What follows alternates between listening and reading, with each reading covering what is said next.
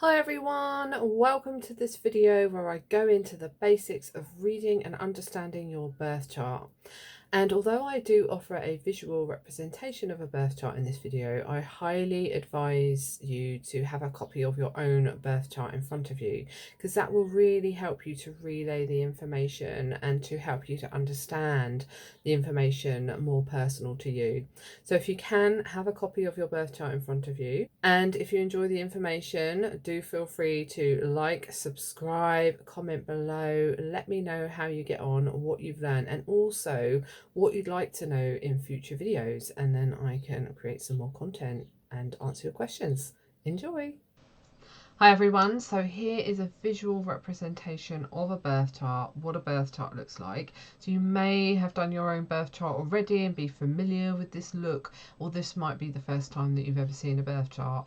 Either way, this is going to be a quick micro training in how to read a birth chart, because I want it to just be an opportunity to get you going and to help you to understand a little bit more about how to read your birth chart. So you'll see in the chart that there are three different colour rings. There is the green ring, the yellow ring and the pink ring. The green ring are the house numbers. The yellow ring are where the planets and signs sit and the degrees of the planets and points. And the pink ring is the cusp of the houses. It's the house cusps and also the degrees of the house cusps as well. And these little symbols here are the signs of the houses, and then these symbols here are the signs of the planets, and then obviously you've got the house numbers here, and all of these kind of squiggly lines in the middle are the aspects that the planets are making to each other or to the points or to the nodes within the chart. So I'm going to keep this really basic, and we're going to start with the first house. The first house is the house of self. It's the house of the personality and the way people see you when they first meet you. Within the first kind of couple of minutes, this will be the house that kind of comes through the most, the version of you that people see. So you could be a fiery Aries sun, but you may have a Scorpio moon. So within those first few minutes of meeting someone, you might not come across as fiery and energetic. You may decide that you're going to take a step back and observe the room before you then start talking to people. The second house is all about our resources, our money, what we value, our belief systems, and also represents the body and the strength and resilience that we have within our body, and rules the growth that we take in building something. The third house is the house of communication, the mind, how we communicate. This could be writing, speaking, podcasting, poetry. But it's also how we communicate through our kind of own psychology as well. And the planets that occupy the third house may very much determine how you communicate and how you come across to others. And this is also about teaching and learning and passing on what you know. And the third house can also rule small trips and neighbours and community. The fourth house is the house of home and family, and it's also the base of our chart, which is where we go for deep emotional psychological imprints. So the fourth house can be very much responsible for situations that happen to us early in our childhood, or the environment and dynamics of our family. So also through the fourth house, this could be ancestry, lineage, looking at the way that you interacted with your family and the way your family interacted with you, and was it a house where people were coming and going a lot, or did it feel quite isolating? Those kind of themes. The fifth house is the house of creativity, hobbies, children, what you enjoy. So the fifth house, and also romance. So the fifth house is where we go if we want to look at, perhaps the fifth house could rule a date, or it could rule a particular project. But usually when planets are occupying this house, this makes somebody very creative and a real desire to want to express themselves in some way, whether it's through teaching, or whether it's through some creative project, or whether it's through birthing children. So the fifth house is very much about those areas. The 6th house is the house of health and well-being and our daily routines, habits and work. The 7th house is the house of relationships, one-to-one connections, business partnerships, and also people who we meet throughout our life, probably more on a one-to-one basis, although more kind of smaller sort of partnerships. It's also the house of marriage and long-term relationships. The 8th house can also be the house of marriage, but it's about where a relationship kind of evolves to. But it's also the house of psychic ability, deep emotional healing. It's the place that we go to work with a therapist or a psychic medium. It's the place where we would see other people's money or resources coming to us. But it's a very deep, sensitive, psychic and intuitive house. But this is also about other people's resources as well. So this can be pensions, savings, wills, death, rebirth, cycles of death and rebirth.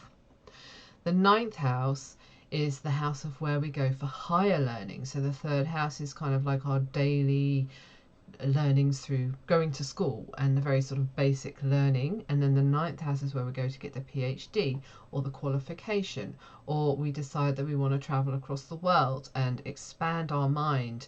It's also the house of philosophy, of religion, politics, belief systems that are more longer held, that cultivate who we are. And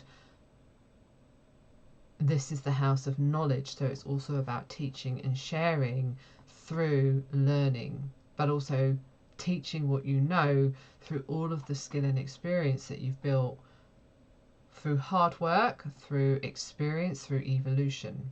The 9th house can also rule long distance journeys, adventures, foreign countries, sacred sites, history, publishing, those kind of more expanded versions of the 3rd house. The 10th house is known as the house of career and social status. So this is the house that is how we're seen. It's the top of the chart. So often people who have planets in the top of the chart either are more comfortable out being seen in the world or are just seen without really being able to control anything. They like to express themselves through their work, through prominent roles perhaps, or can be highly ambitious, build things that are meant to last. It could also be the house of your own business, entrepreneurship. It's how you're seen. So this is also the house where we go through stages in life. Maybe we get married and become instead of a miss, a Mrs., or maybe it's becoming a doctor, or it could, letters before letters with your name kind of area. But this can also be divorce as well. So obviously social status could change in that way. But it's those dynamics that kind of shape our identity, if you like. The 11th house is the house of hopes, dreams, wishes, long-term goals, humanitarianism, groups, associations, social enterprises, making a difference in some way, friendships. But it's a very social house, the 11th house. So it's where we go to meet other people, to connect with others, to become part of something bigger than ourselves, to put back into, put back into society in some way. But this can also be a house where we go to be working alone in things like technology and wanting to sort of work more behind the scenes, to work through our scientific projects or technological insights. But it's typically more of a house that is more social, and this is where we would see also kind of friendships building, meeting others, being part of a group or a team. And then the 12th house is the house of, well, it's a very spiritual house. It's the house of merging. It's the house of the unconscious. It's the house of where we go to dream and imagine. It's also known as a house of isolation, wanting to be alone, wanting to be able to recharge your energy field or your energy. So some people can get very highly charged when they're around others and in teams, and they're very extroverted, or they just get charged up being around other people. And then other people can prefer that sort of more alone time and that more space to be able to go inside and merge with something much larger than themselves. And it's also the house of dreams and institutions, places where we may feel that we are on our own or alone, or choose to be alone or on our own. So it's also a very retreating house as well. So those are the themes that the planets transit through or are at the time of our birth. So the yellow ring contains the houses of, well, the house numbers are in the green ring, the yellow ring are the houses, and then the planets within those houses will add another layer to the themes. So planets also have their own archetypal expressions and meanings. And if we start with the sun is all about our ego and our identity and our soul's evolution. The moon, which is this symbol here, represents our emotional state, our emotional feelings about things, our emotional sensitivities, or how we feel emotionally satiated. So for instance, this moon's in Sagittarius. So Sagittarius, they love to sort of learn information, connect with others, pass on what they know, explore, expand their knowledge, connect with something higher than themselves, and will often have strong beliefs about things and strong opinions. But if you have, say, a moon in Scorpio or a moon in a water sign like Pisces or Cancer, then this is a more perhaps sensitive moon, a more intuitive moon, a moon that prefers perhaps alone time or needs to recharge itself through its own spiritual practices or through reading or something that is more emotional satisfying for them. And often the moon, when it's in a water sign, is also a very intuitive moon as well. But moons rule our emotions, which is why also the moon phases can have such an impact on how we feel, because that is the moon, which is one of the most powerful planets, luminaries in astrology. The sun and the moon together, the yin and the yang, both have a great impact on how we feel and how we come across. I'm going to go to the rising sign. Oh no, we've done the rising sign, haven't we? So the sun, moon, let's go to Venus. So Venus is the planet of love, of joy, of relationships. So often if you want to know a relationship question or have a question about dating, we always look to Venus, see what Venus is doing, how's Venus being aspected by other planets. But Venus typically rules beauty, relationships, money, resources, self-esteem, self-worth, those kinds of areas. And then we go to Mars here, which is this glyph here. And Mars is all about our energy, how we express our energy, what charges us up, what makes us want to take action, the power of our action, the impact of our action, and how fast we want to move towards something or move away from it. So with Mars in Aries, Mars is very quick, it's very fiery, it tends to move quite quickly. But if there's a Mars in a water sign or in an earth sign, it may be a bit more methodical and analytical and thoughtful and reflective about what action that it wants to take. So Mars is very much about our energy, how we express our energy and how we move and how patient we are or not patient, which is certainly a very Mars and Aries trait.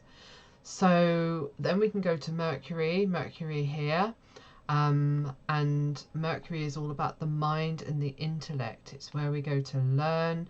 It's our thought processes, how we integrate information, how we perceive information, how we express information. So a Mercury that is strong would be Mercury in Gemini, Virgo or Capricorn, and those tend to be signs where Mercury is at its strongest. So people with Mercury in Virgo and Gemini tend to be very linguistically blessed, witty, very good with words, will tend to lean towards wanting to communicate in some way, whether it's sort of writing or teaching, passing information on, using their intellect, very strong minds. But if you have a Mercury in Pisces, a Mercury in Pisces tends to feel things before it can express what it's trying to say. So a Mercury in Pisces would feel something out or be able to intuitively pick things up, but might not be able to find the word that it needs in order to express itself. And that's because Mercury in Pisces is taking on the energy of Pisces as well. So it's taking on that very ethereal, otherworldly, and imaginative Mercury, whereas a Mercury in say Virgo or Gemini knows how to use its, I guess, archetype. It knows how to use it's in the signs it rules, so it is just fully armed with what it needs in order to get across its points and its ideas and convert that into words and articulate it. And then let's go to Jupiter. Jupiter is the planet of expansion. It's the planet of big ideas, of philosophies, of religions, of belief systems. Jupiter is known as the benefic in astrology, which is a very beneficial sign, so it's known as being very beneficial when aspecting other planets in the natal chart, or other planet, or when it's transiting our birth chart planets. Now, that's not to say that Jupiter is all good. Jupiter can also amplify something that isn't working very well for us, or amplify something that is not for our highest good. So let's just say, for instance, you love to eat and you're really trying to shift some pounds, or you're trying to kind of work with, I don't know, maybe you have a Venus in Pisces or a Venus in Taurus and you just love to comfort eat, and then along comes Jupiter and you're trying to sort of work through a particular health regime or change to help you to manage emotional eating, and then Jupiter can come along and amplify it and just make you want to like go on a massive binge. It's like that kind of energy. I think that's the only way that's just one of the ways that I'm using to try and express Jupiter. But Jupiter is very much related to luck, to things working in our favour, and to optimism. So when Jupiter transit Jupiter, which is the live movement of Jupiter, is transiting some of our personal planets, that's when we can maybe feel a little bit more optimistic, or luck just feels like it's on our side, and it's giving us a kind of grand support towards the things that we want to work towards.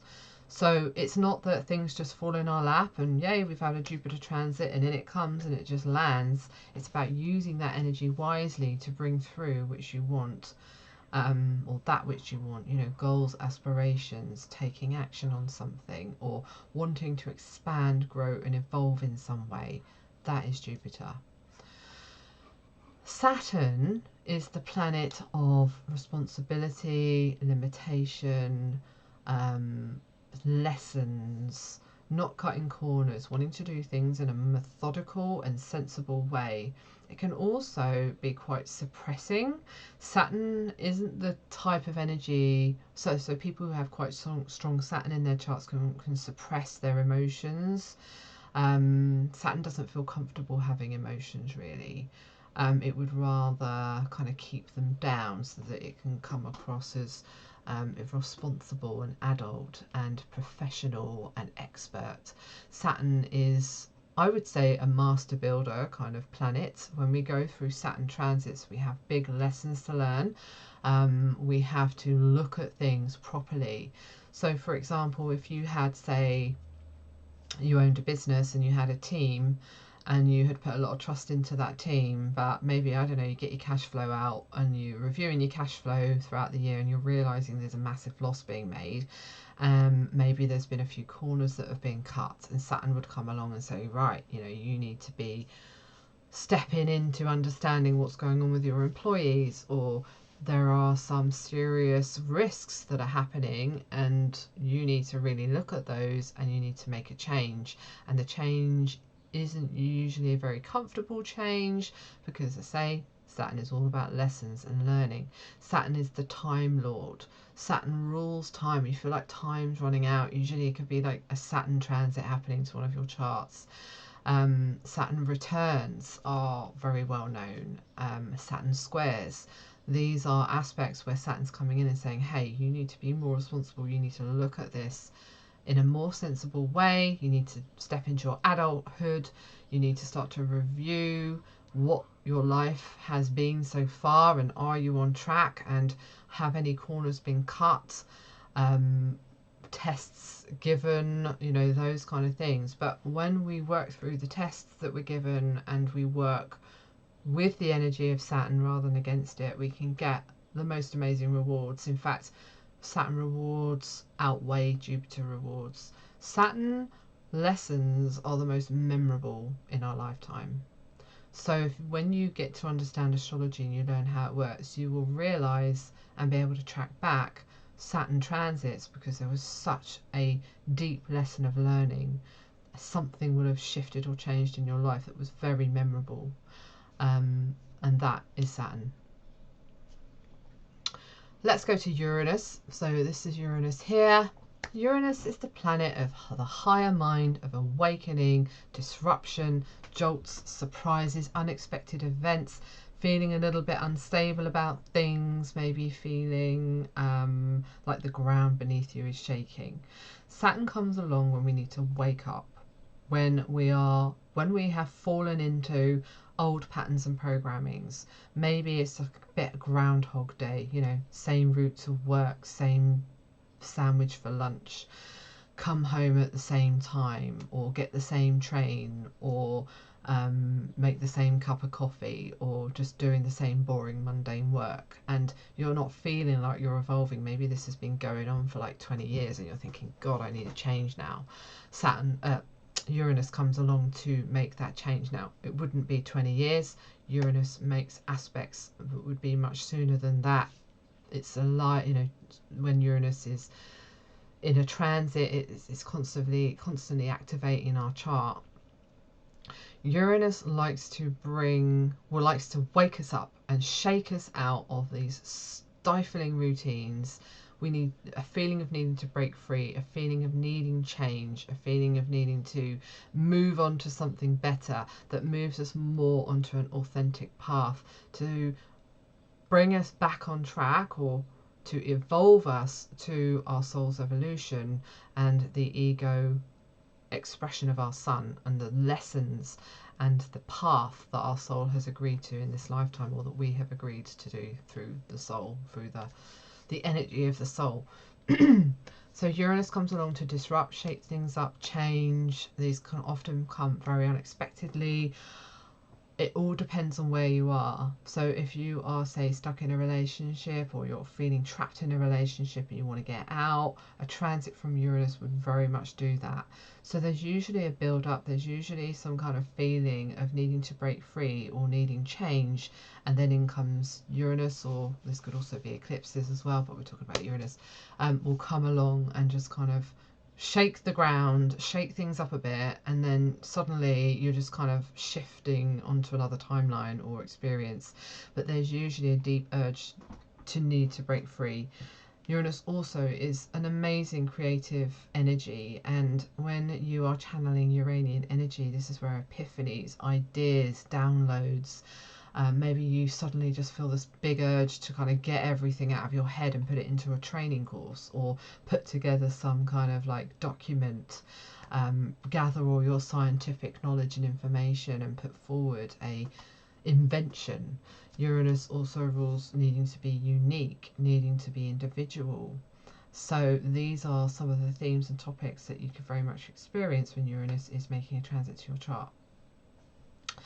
Neptune, this is Neptune here. Neptune rules Pisces, the place that we go, or the planet that very much rules escapism, needing to drift into an unknown world or into our imagination where we can fantasize and dream and wonder. And, you know, the thing with Neptune is it's quite hard to describe Neptune. Neptune is so esoteric and nebulous, and it's difficult to pin Neptune down. Neptune is about rose colour tinted glasses, fantasies, feel like it rules the film industry, cinematic experiences, poetry, creativity, music, being led down a path of deception because you can't quite see clearly, people who have a lot of strong Neptune often find this, or if they have like quite a strong 12th house, people can't quite see them in the way that they see themselves, or somehow they just get away with things because everything just kind of melts away, like their persona, or you know, how they're coming across. Perhaps you want to really step into leadership and really kind of like make an impact, but for some reason people don't take you seriously, or you just kind of, there's just something that sort of slightly dissolves that people don't see. And that's very much what Neptune's about. Neptune is about where we go to escape. So Neptune also rules like addictions, habits, delusions, imagination and creativity. So there's higher and lower expressions, but Neptune is often, you know, those Neptune transits are often seen, or those strong Neptune in someone's chart can often also be seen in people who are just kind of living other lives. You're like living secret lives. I mean, that can be quite Plutonian, but living lives where they could be in a complete fantasy and think that it's real, or fall in love with someone, but they're actually falling in love with the fantasy and the idea of that, like idealization, the idea of that person, but actually the reality of it is something completely different. And that's the danger, is that we can kind of get very Neptune when we're perhaps talking to someone online, or you're wanting to go out on dates, and you can build up this kind of fantasy idea about somebody, and then suddenly you meet them and either you're just like really disappointed, or it's all kind of like working out. But yeah, Neptune is also is connected to spirituality, but I'd say more in a way of wanting to merge with the divine. So anything that gives us an outlet to want to be able to merge with something greater than us is very much Neptune. And then finally, Pluto. Pluto is the planet of death, rebirth, cycles of change, purging, alchemizing, transformation, transmutation. Pluto is often seen, or Pluto aspects are often seen when we're going through some massive change in our life. Like life has literally turned itself upside down. That can be very Iranian. But what Pluto asks for is do the shadow work, look inside. What is it that, you know, when we look at higher and lower expressions of planets, Pluto is dark and light. So when we're on the dark side of Pluto, this can be obsessions, it can be addictions in the same way as Neptune, but slightly different, in that it could be more obsessive, like patterns of behavior that can be very fixed and need to control, and not people have a lot of, or strong Pluto in their chart, well, they make great psychologists and forensic experts, and being able to read between the lines and read people. But this can also be being able to kind of like see the more darker, kind of decaying side of life that they know needs to be reignited and rebirthed. And so Pluto, for example, could be seen when maybe totally unexpectedly a relationship just completely breaks down. Maybe something happens, like find out partner's had an affair, or perhaps just something unexpected. Or maybe you have been living in a house for a long time, and then suddenly partner hasn't been able to keep on top of the payments, or for whatever reason you don't know about it, and then suddenly the house is repossessed. Or this is, it can be obviously actual death. Pluto rules Scorpio, and Scorpio people often sign up for a lot of karma in their lifetimes, a lot of death and rebirth cycles.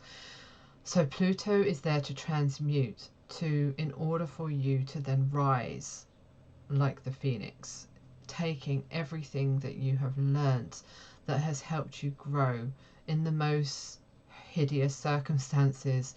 You come out the other side and you become a better person for whatever reason. Now, I know that that can obviously be very hard to see when you're going through a Pluto transit, but it just wants to shed anything away that's not for your highest good, so that you can come back stronger, which is essentially around that kind of death and rebirth cycle. So this can also be about the birthing of something and the renewal and all of the processes that take place where you go from sort of being on your knees to being completely flourishing and evolving, knowing that even though it's been a very painful experience, you come out the other side so much more knowledgeable and with so much more growth and so much more to give others, to help them to navigate those hideous times as well. So it's not always about hideous times, of course, but Pluto transits can be very deep and intense, and you know, Pluto rules also psychology, and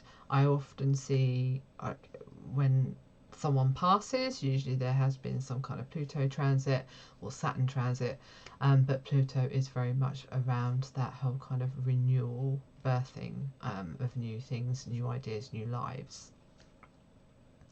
So that is a quick intro into the birth chart. I'm going to leave it there. So the sky is a live sky. The planets are always transiting and moving, and they're always activating our chart. And the chart is the thumbprint of where the planets were in our birth, and we take those energies into our psyche. These are kind of like archetypes that build who we are and how we express that energy. And then if, for instance, you know, this was your birth chart, and then there was suddenly a transit in Capricorn activating all of the Aries planets, that is going to mean that something is going to be changing in your life. You know, something's going to be coming up, something's going to be shifting. So there's a live show happening in the sky that activates your chart, and that is why you may be able to resonate with a lot of this information, in that you've had changes happen. Sometimes they're just completely left field, other times it's been building and you've kind of seen it coming. Often it's painful because we resist and we have fear and worry, but that is how we really evolve as a soul in this lifetime, and we gather all of our skill and experience, knowledge, and fulfill our purpose and fulfill what we came here to do. So hope this has been helpful, and see you at the next video.